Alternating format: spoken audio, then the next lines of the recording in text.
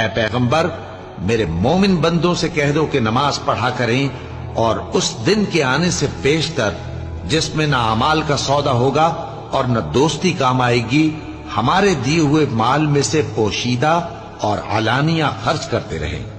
اللہ ہی تو ہے جس نے آسمانوں اور زمین کو پیدا کیا اور آسمان سے مے برسایا، پھر اس سے تمہارے کھانے کے لیے پھل پیدا کیے اور کشتیوں اور جہازوں کو تمہارے زیر فرمان کیا تاکہ وہ سمندر میں اس کے حکم سے چلیں، اور نہروں کو بھی تمہارے زیر فرمان کیا، اور سورج اور چاند کو تمہارے لیے کام میں لگا دیا کہ دونوں دن رات ایک ڈگر پر چل رہے ہیں، اور رات اور دن کو بھی تمہاری خاطر کام میں لگا دیا،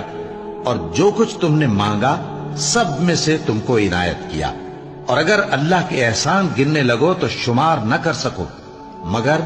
لوگ نعمتوں کا شکر نہیں کرتے۔ کچھ شک نہیں کہ انسان بڑا بے انصاف ہے،